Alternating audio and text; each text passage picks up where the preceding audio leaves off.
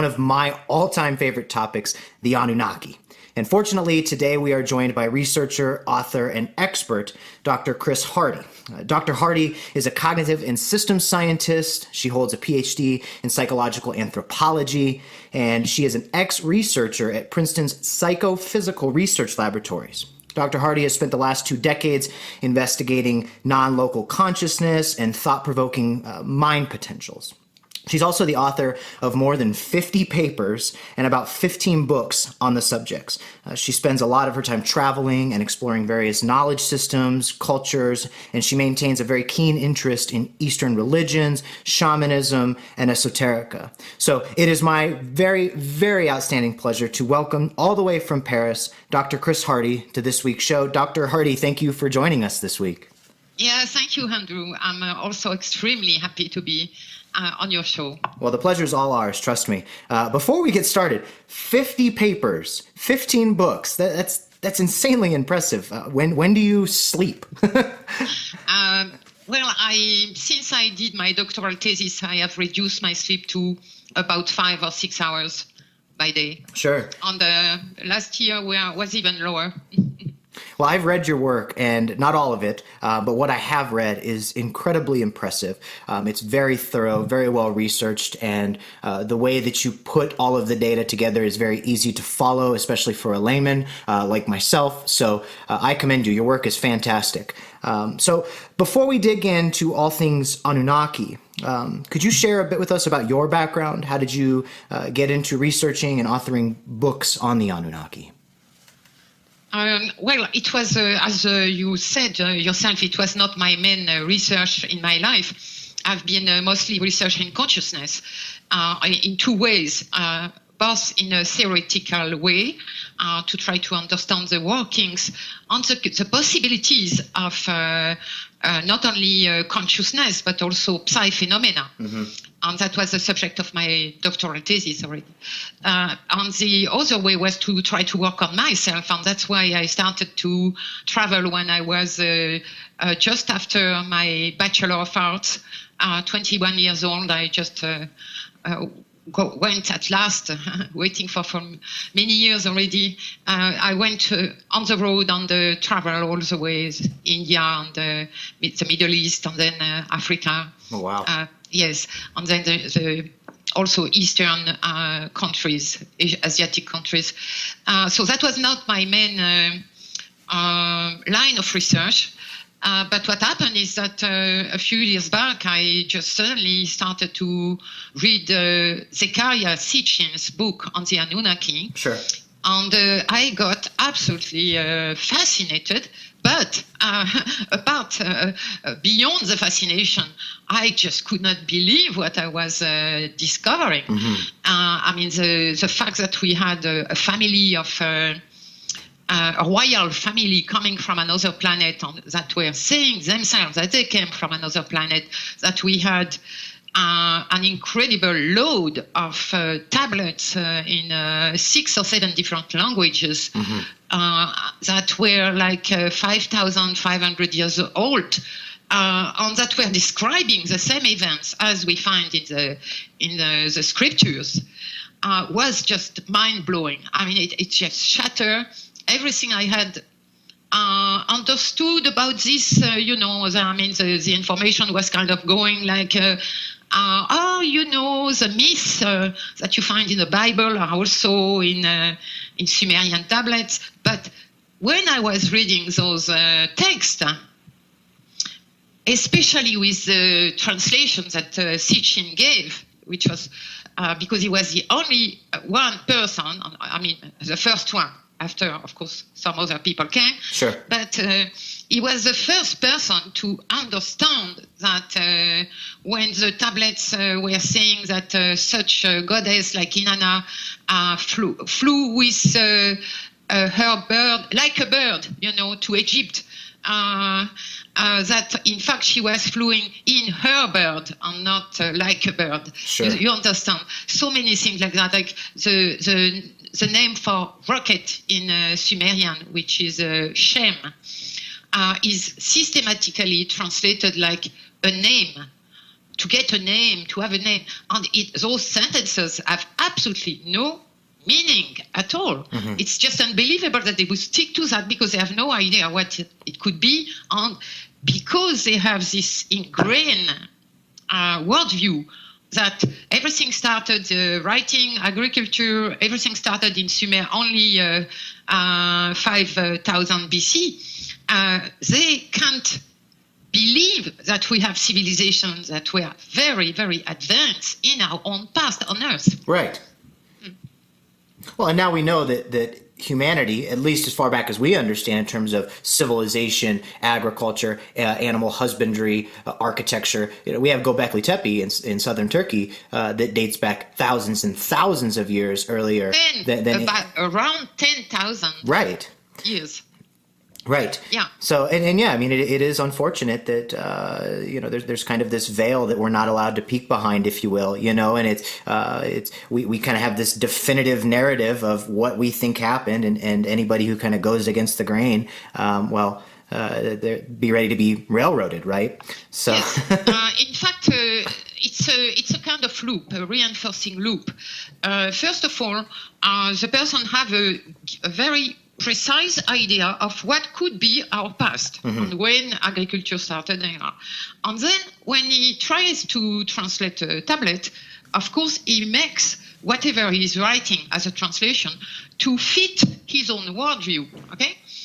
But then when we find evidence like Göbekli Tepe, as Andrew Collins was telling you, it had been already uncovered. Some stones had been uncovered long before we understood that it was very, very old. Right.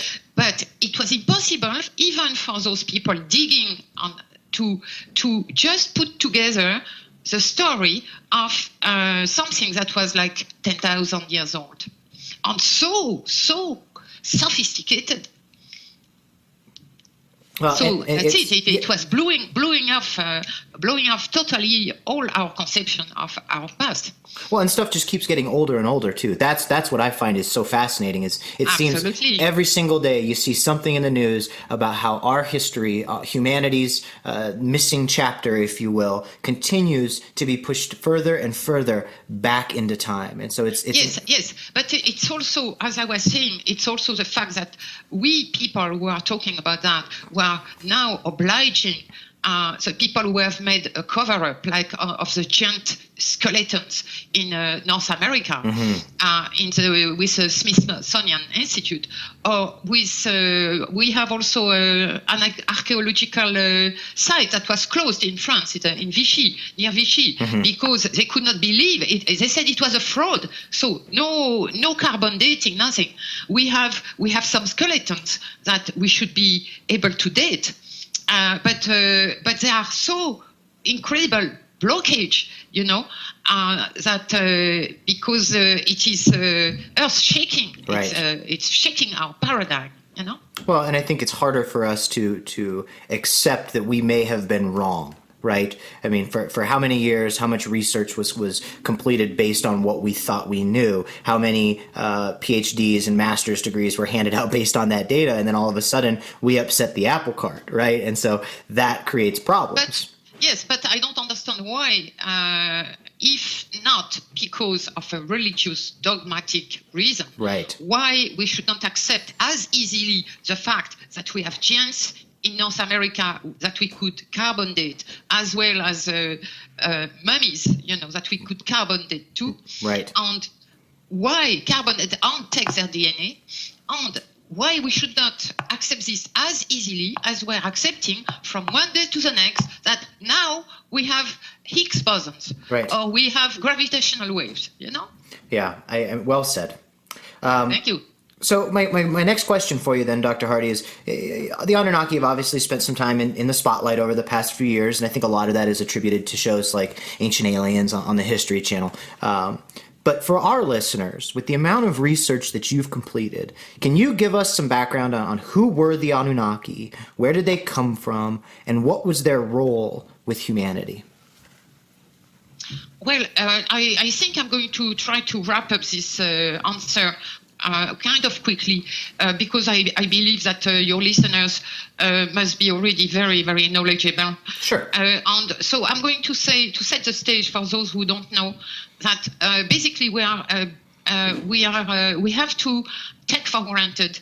Now we know we have to take for granted whatever is written in the enormous amount, the 100,000 and more tablets in 6 or 7 different languages, dating, as I said earlier, more than 3,500 years, 5,500 years old, because they were copies of copies. And we have to take for granted, sorry, that the Anunnaki, who call themselves like this because it means exactly in Sumerian, An, sky, Ki, to earth. So those who came down from heaven to earth, and we have to take for granted what they are saying, because they are giving us the same information about the same events that we find in the Bible.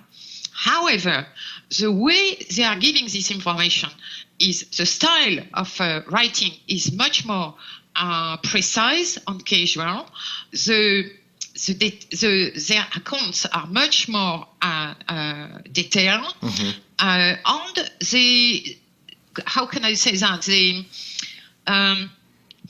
The light they give on these events is a historical one, and it's one on which the historians can base their own understanding of the Sumerian civilization and the Akkadian Empire, etc. Sure. So they are our the historian don't have so much qualms is in just taking the dates from the tablets and understanding what happened on Earth. Sure. You know? Right. But as soon as you are saying that now, yes, they are talking about technology. They are talking about nuking 5 towns in Palestine, something we find in the Bible. But the perspective in which it is said to us is totally different. It has absolutely no moralistic component, especially the weight of sin on the responsibility being all the time put on the poor humans. In the tablet, it's totally the opposite. It's in the tablets we have, contrary to the scriptures that we have been fed when we were very young with their own interpretation, contrary to that, in the tablets you have events that are so easily understandable in terms of politics in between two contending brothers who have been fighting each other all the time.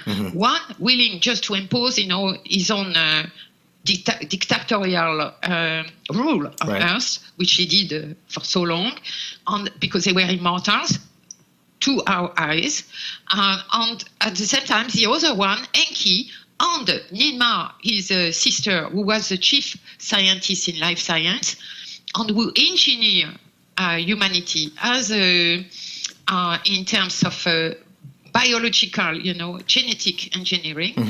And this clan, Enki's clan, who started the Egyptian civilization, they were for humanity. They created a being that they wanted to be able to be wise, knowledgeable, having feelings and values, and they gave us, our greatest quest, our thirst for knowledge. They were the one to give us that. And Ninmah, who was the one who did the genetic engineering, the chief in life science, she did not stop trying to improve on the genome that she had engineered. They had used their own genetic material. They were aliens, but they were a human species. And she had mixed this genetic material of theirs with a hominid that was in the African jungles. And so they did this genetic engineering in her laboratory in Eastern Africa. That's it, the Rift Valley, So everything is getting perfectly well together. So we have to understand that there was this rift between a part of the royal family that came from a nomad planet, came down on Earth, and half of a part of this royal family with Enki, Ninma, and then Hermes, a son of Enki. I mean, who we call now Hermes, Ningishzida in the tablets, and they wanted to give everything to humanity, and they had understood that their own race was going to be extinct at one point, and they were hoping that humanity was going, I mean, the new humanity on Earth was going to take the lead of the civilization in this tiny part of the galaxy. It's so interesting too. I mean, it really puts things in perspective, you know. And it really, what you just said sets the stage perfectly for my next question, which is you open DNA of the Gods by explaining the story of Adapa and Titi, who are nearly identical to Adam and Eve from the Genesis narrative. And then we also find in the Epic of Gilgamesh, for example, the story of Utnapishtim, and that holds a very eerily similar context to that of Noah and the Great Flood. So what is your take on the similarities found between the Bible and then the ancient Sumerian cuneiform texts? This is the main point about ensuring ourselves of the evidence, the historical evidence that we can sort out from the tablets. The point is that we have not only the story of the flood, but we have so many events that have been accounted for in the biblical text, and which are also accounted for in the tablets. So you were talking about the flood, but first of all, we start with Adam and Eve. Okay, the only thing is that we have two couples and not one in the tablets. Right. So Adam and Eve, Adamu and Tiamat, in being engineer. Yes, created by the Anunnaki, yes. Then Enlil, the commander of Earth, asking them to come to Sumer proper from Africa, creating a garden for them, yes, called Eden, yes, yes. And then suddenly Enki, Ninma, and Ningishzida, Hermes, are deciding to upgrade the first couple. And within the garden of Eden, Eden was Sumer, Mesopotamia. Right. So within the garden, which was itself in Sumer, Mesopotamia. Okay, and they do this last upgrading on the live bodies of Tiamat and Adamu, and they give them not only the capacity to reproduce, but also a higher degree of consciousness, which is self-consciousness. This is a symbolism of the tree of knowing. So in the garden of Anu, the king of heaven, the father of Enki and Enlil, the commander, in the garden of Anu, there were two trees, the tree of knowing and the tree of immortality, the tree of life.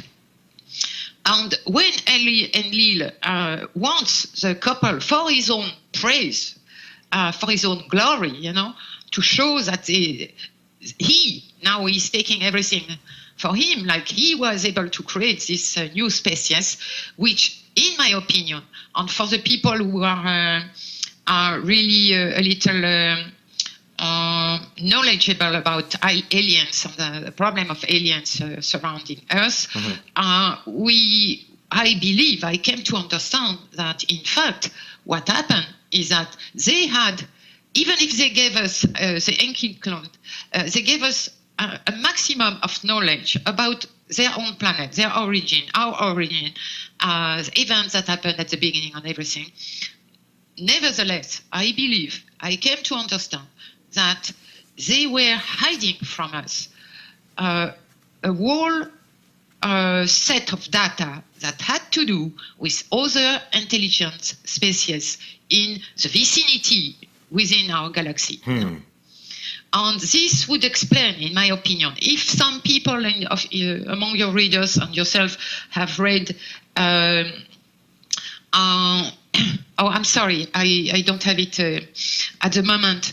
But the uplift war, then I am totally agreeing with this view that for an alien species to be able to bring about a new species of intelligent beings on a planet that they have colonized would give them a status, a very specific honor, an honorific status within the, let's say, federation or club of space traveling civilization, intelligent space traveling civilization. Sure. And so they would get this status that now they are the master of a new species. You understand? Right.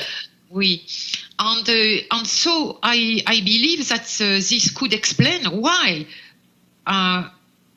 when Enlil, the commander of Earth, who was inheriting his title of, he inherited not only the title of King of Earth, that was normally, he was chosen to be the commander of Earth. But he also inherited from his father, while his father was still alive, the title of King of Heaven. So he became the King of Heaven and Earth, which, well, is also in the scripture. And why? And then we know, we have description of the two trees in Anu's garden. But now we have the son, while the father is still alive, who creates a garden, ask his brother to bring the first couple to this garden, show them around with pride, and plant the two trees while his father was still living. So if you imagine that the Anunnaki, the Nibirians, were, by the creation of a new species, getting a higher status within the Federation of Intelligent Civilizations, then he would inherit the honorific symbols on the beings. They were three gods. It's very shamanistic in that sense. It's like those two trees had consciousness. They were not only conscious like peyote, but they were highly, divinely conscious. And so when he plants them in the garden in Sumer and brings the first couple, then it shows, it's his own glory, that he takes for himself as commander of Earth. Wow. It's interesting too, because it's not just those stories. We also find evidence of Cain and Abel in both the Bible and the cuneiform texts. It seems like there are so many commonalities between the Bible and ancient Sumerian cuneiform texts that it's almost impossible to ignore, right? Like I know I've said it several times on the show, but if we have one singular existence of something in history, that's rather simple to discredit as coincidence or just a fluke. But when we have multiple instances of something pointing to an answer and we just ignore it, that to me is rather sad and rather ignorant. Absolutely. I agree totally with you. So go ahead, sorry. Well, so as a psychologist, the very, very important work that we can do on ourselves is through reading these tablets, understanding the right translation of what's there and the right worldview of our ancestor, is the fact that it totally overrides on the blow off the interpretation of that we have in the biblical text, which is called by the psychologists, by the way, and the biblical experts, it's called the sin and fault interpretation of the Garden of Eden, namely.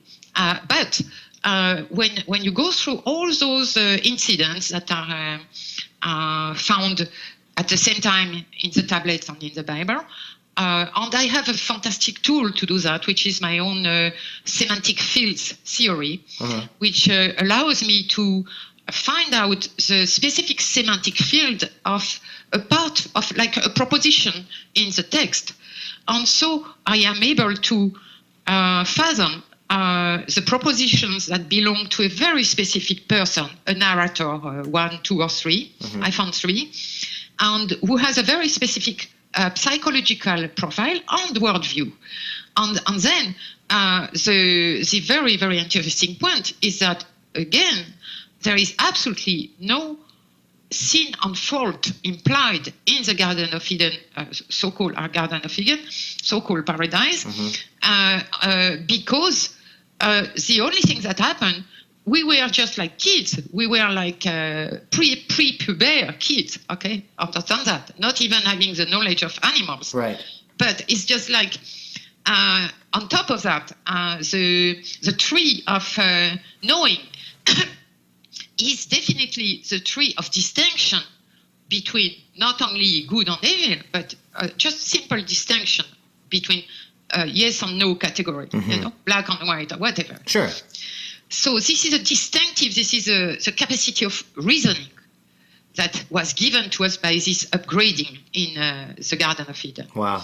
So at that point, you can ask yourself one simple question among 100 that I pose in my book, which is, how can you ever imagine that a kid who has not gotten to the age of reason, who has not gotten to the possibility of distinguishing between blue and green, would be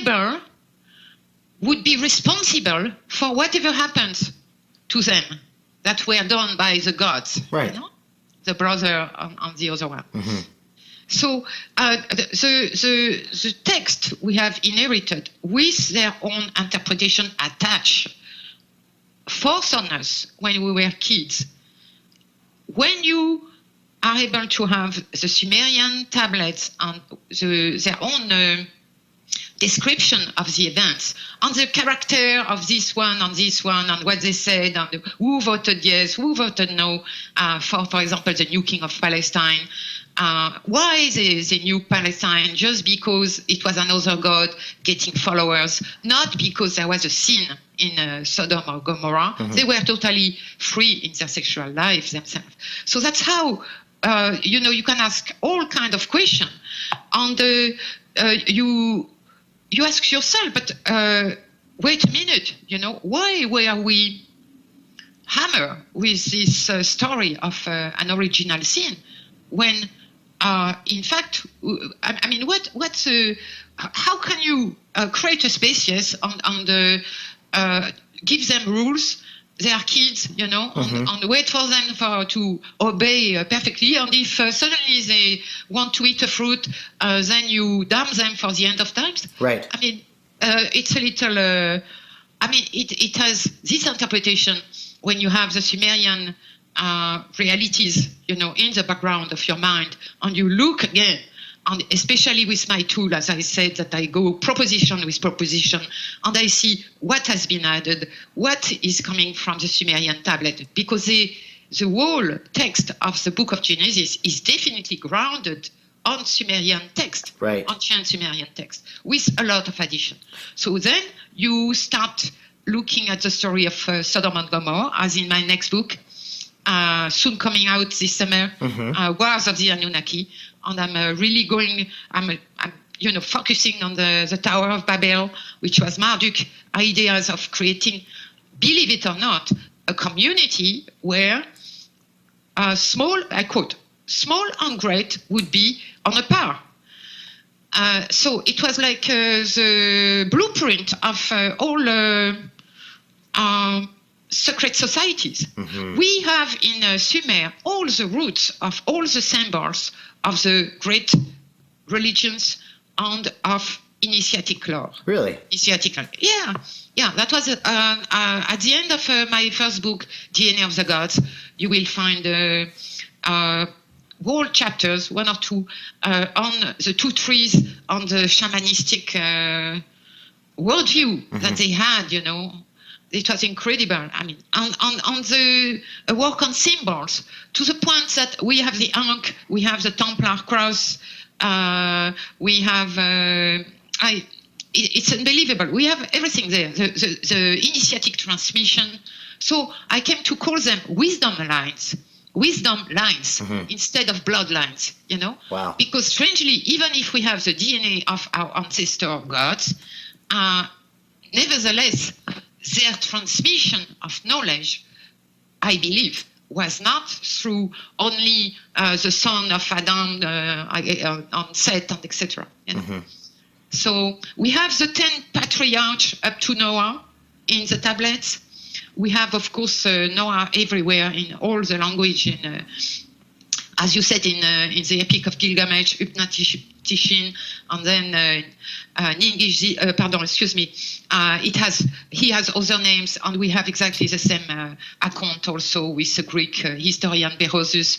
I mean, it's just mind blowing. But the most important thing, as I was just saying earlier, is the fact that when you go through those data, you know, you get to free your mind from whatever has been hammered on to you, you know, when you were very young in religion class. And there is absolutely no way they can say, for example, as they did with this archaeological site in France, Clausel, which they did not want even to carbon date with writings, very strange writing. They put everything under the carpet.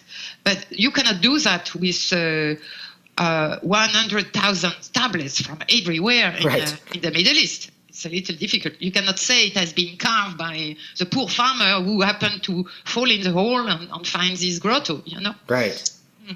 Well, and I think it's you're right on the money where it's almost liberating. You know, I grew up in a Christian home, and so I was very familiar with the biblical stories. But once I started becoming acclimated to the Sumerian accounts, it's like reading the same stories, but with more information. And, you know, you had mentioned how the biblical accounts are basically repurposed Sumerian accounts with the addition of other information, which seems to be injected in there as a means for control or a means to teach ethical conduct or morality, basically to get people what you want them to do. Yeah, but from the standpoint of the church.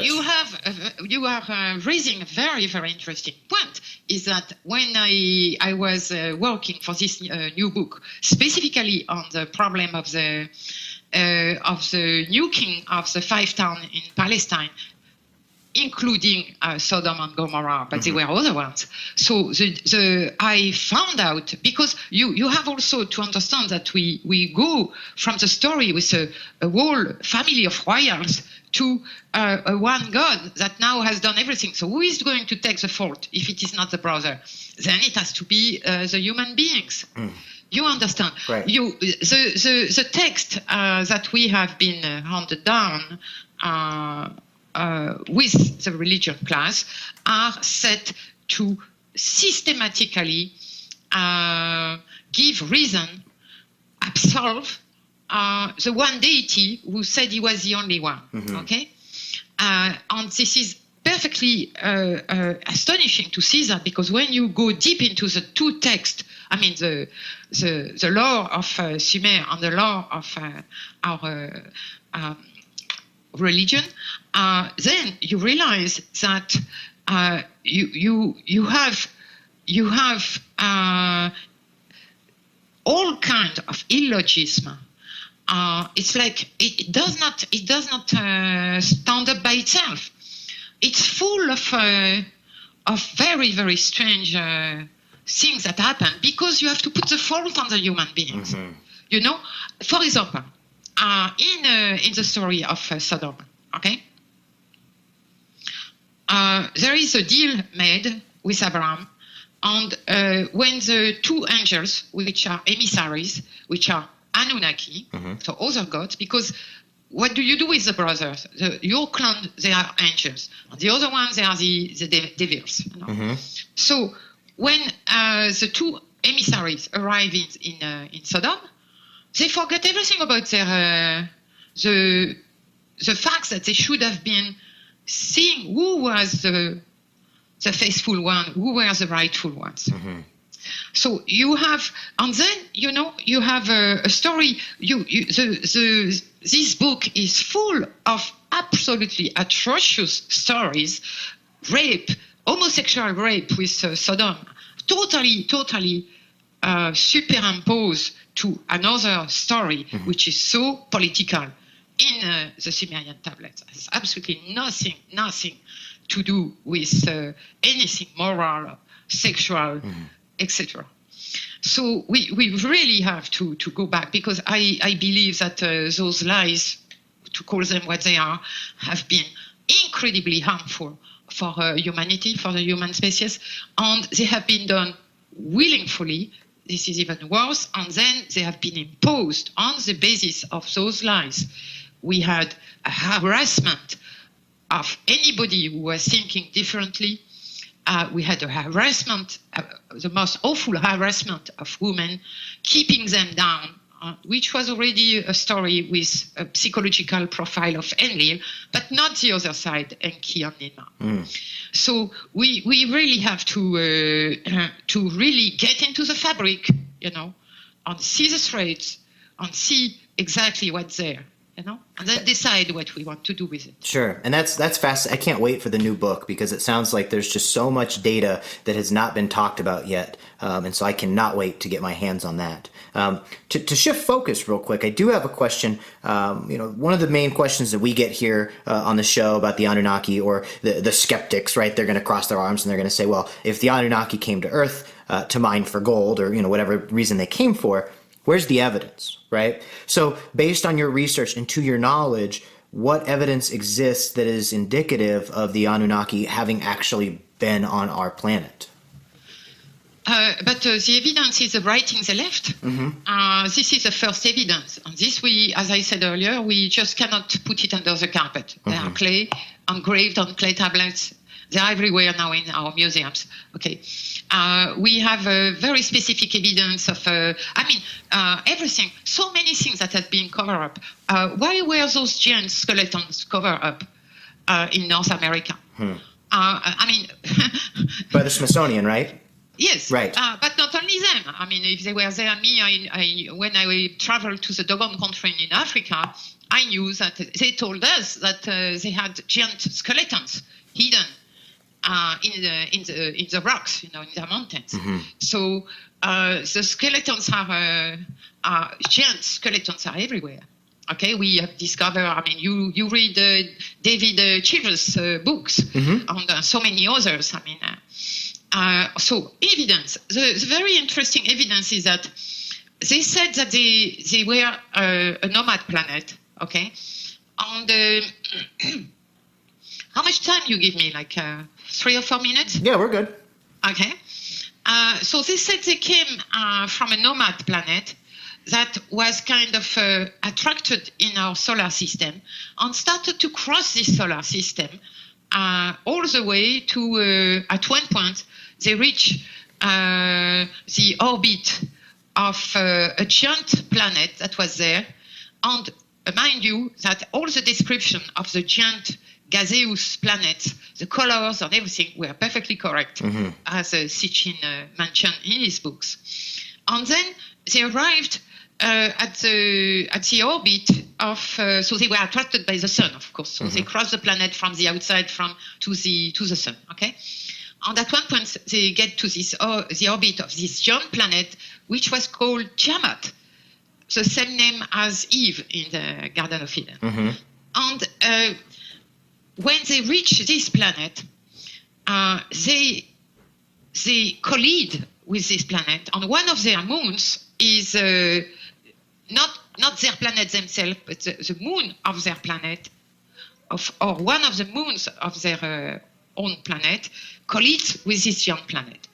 The giant planet is bursting off, and one part, a big chunk, is sent further inside the solar system towards the sun and will become Earth. That's what they explain in the Epic of Creation. And the other part is exploding in billions of chunks that now are that they call at that time the hammer bracelet, and which is the asteroid belt, which are so many chunks, big and small, tiny, etc. Right.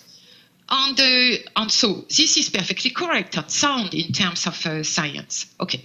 Now, when they reach Mars, they say that they stop and replenish water for them, at one point.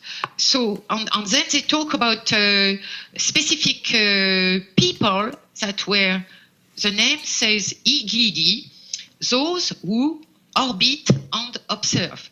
So they were astronauts they had an orbiting station, and they talk all the time of Anu, the king, who has remained on the ancient planet Nibiru, is all the time, of course, in correspondence with talking. He has some sitcom system talking with us. And in the tablet, you see Enlil, when he wants to make a coup, and he goes to the tip of Africa, of South Africa, to take the clones of Adam and Eve that were working in the gold mine there, to abduct them. And he doesn't want his father, at the time he was very ancient, to know what he's doing. On the tablet, the text says, and very swiftly, Enlil cuts the link between Earth and heaven. Very quickly, he cut the link. And then you have the decision, the vote decision, in the Assembly of the Gods. Sure. And the text says, for example, on the heaven to earth, from heaven to earth, the word came, la la la la la. Right. And from earth to heaven, the word went, la la la la la. Right. So it's very interesting. So let's get back very quickly to conclude on this scientific type of evidence. Is the fact that we know now, but it's hardly 2 years. See my blog for that. Chris H. No, don't forget the H. Chris H. Hardy's blog, DNA of the Gods. And you will find that the nomad planet have been discovered to exist. And not only they are existing, but they can have an atmosphere, they can have moons, and of course, if they approach too near to a solar system, they will be attracted by the gravity field of this solar system. This is perfectly correct. Then they will orbit the sun of this solar system. Okay. Now, they said in the tablets, Sitchin calculated the orbit of Nibiru to be 3,600 years. But we just, a few months ago, I just did a post, for that, and that there was indeed a planet lurking at the edge of our solar system, right, which is have such an incredibly long and thin orbit, elliptical orbit, that we had not been able to pinpoint it until now. Right. And how long is the orbit? It's not 3,600 as Sitchin gave to Nibiru. It's around 10,000 years of an orbit. So no wonder that we have not really seen it, because it's still very far at the moment. Right. But now, and on top of that, another thing, we now have the information that there was what they call a paleo ocean on Mars, which means a very ancient ocean. Indeed, it is like, let me remember, around 100 billion years old, between 180 and 200.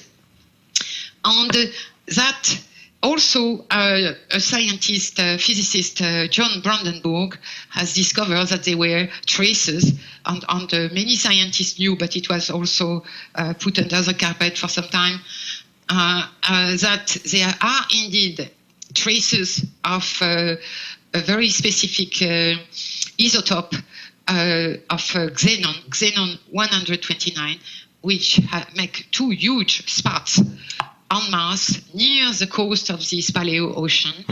And those two spots, the presence of this isotope of xenon cannot be happening in a natural way. And it is the evidence of very, very ancient nuking of Mars from the atmosphere that, in the opinion, for example, of John Brandenburg, were exactly what caused, what just blew off the atmosphere of Mars and made it a dead planet. And that's how the ocean is now totally, the planet is dead. No water, nothing. But all this you find in the tablets. All of it's in the tablets. I mean, the water on Mars, the fact that Mars was a lush planet, that they were stopping there to take water. I mean, that's insane. That's insane to me. I mean, that's just mind-boggling. yeah. It's not insane. It's extremely sane, but mind-boggling. Right. Well, Dr. Hardy, I hate to have to wrap this up, but that's all the time we have for this week. I think we should definitely have a conversation about bringing you back on the show, because I only got through about half of my questions for you today, so we should definitely have that conversation. Let's do that. Let's do that when my book is published. Absolutely. And that's August 1st, right? No, I don't know. They don't answer me. It's 3 times I asked them. It was mid-July. Now it's beginning of August. I don't know. Sure. A lot of steps that it has to go through. But you can already buy it with pre-order forms on Amazon, everywhere. And also through innertraditions.com, I believe. True, absolutely. Very good. Well, Dr. Hardy, thank you so much for joining us today. We really do appreciate it. I thoroughly enjoyed the conversation. It was mind-blowing, as expected. So thank you for joining us today.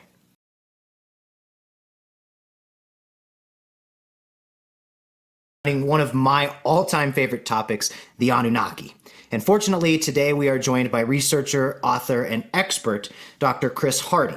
Dr. Hardy is a cognitive and systems scientist. She holds a PhD in psychological anthropology, and she is an ex-researcher at Princeton's Psychophysical research laboratories. Dr. Hardy has spent the last 2 decades investigating non-local consciousness and thought-provoking mind potentials. She's also the author of more than 50 papers and about 15 books on the subjects. She spends a lot of her time traveling and exploring various knowledge systems, cultures, and she maintains a very keen interest in Eastern religions, shamanism, and esoterica. So it is my very, very outstanding pleasure to welcome all the way from Paris, Dr. Chris Hardy, to this week's show. Dr. Hardy, thank you for joining us this week. Yeah, thank you, Andrew. I'm also extremely happy to be on your show. Well, the pleasure is all ours, trust me. Before we get started, 50 papers, 15 books, that's insanely impressive. When do you sleep? Well, since I did my doctoral thesis, I have reduced my sleep to about 5 or 6 hours by day. Sure. And last year was even lower. Well, I've read your work, and not all of it, but what I have read is incredibly impressive. It's very thorough, very well researched, and the way that you put all of the data together is very easy to follow, especially for a layman like myself. So I commend you. Your work is fantastic. So before we dig into all things Anunnaki, could you share a bit with us about your background? How did you get into researching and authoring books on the Anunnaki? Well, it was, as you said yourself, it was not my main research in my life. I've been mostly researching consciousness in 2 ways, both in a theoretical way to try to understand the workings and the possibilities of not only consciousness, but also psi-phenomena. Mm-hmm. And that was the subject of my doctoral thesis already. And the other way was to try to work on myself, and that's why I started to travel when I was just after my Bachelor of Arts, 21 years old. I just went at last, waiting for many years already. I went on the road on the travel all the way, India and the Middle East, and then Africa. Oh, wow. Yes, and then also Eastern countries, Asiatic countries. So that was not my main line of research. But what happened is that a few years back, I just suddenly started to read Zecharia Sitchin's book on the Anunnaki. Sure. And I got absolutely fascinated. But beyond the fascination, I just could not believe what I was discovering.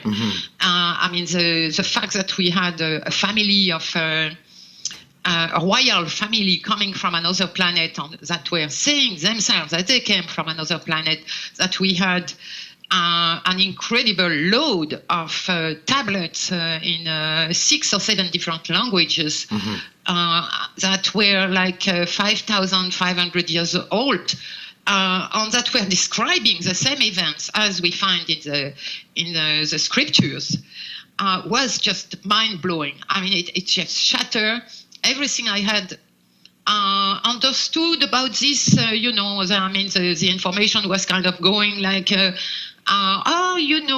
myths that you find in the Bible are also in Sumerian tablets. But when I was reading those texts, especially with the translation that Sitchin gave, which was because he was the only one person, I mean, the first one, after, of course, some other people came. Sure. But he was the first person to understand that when the tablets were saying that such a goddess like Inanna flew with her bird, like a bird, you know, to Egypt, that in fact she was flying in her bird and not like a bird. Sure. You understand? So many things like that, like the name for rocket in Sumerian, which is Shem, is systematically translated like a name. To get a name, to have a name. And those sentences have absolutely no meaning at all. It's just unbelievable that they would stick to that because they have no idea what it could be, and because they have this ingrained worldview that everything started writing, agriculture, everything started in Sumer only 5,000 BC. They can't believe that we have civilizations that were very, very advanced in our own past on Earth. Right. Well, and now we know that humanity, at least as far back as we understand in terms of civilization, agriculture, animal husbandry, architecture, we have Göbekli Tepe in southern Turkey that dates back thousands and thousands of years earlier. Around 10,000 years. Right. Yeah. So, and yeah, I mean, it is unfortunate that, there's kind of this veil that we're not allowed to peek behind, if you will, and we kind of have this definitive narrative of what we think happened, and anybody who kind of goes against the grain, be ready to be railroaded, right? So, yes. In fact, it's a kind of loop, a reinforcing loop. First of all, the person have a very precise idea of what could be our past and when agriculture started. And then when he tries to translate a tablet, of course, he makes whatever he's writing as a translation to fit his own worldview, okay? But then when we find evidence like Göbekli Tepe, as Andrew Collins was telling you, it had been already uncovered, some stones had been uncovered long, long before we understood that it was very, very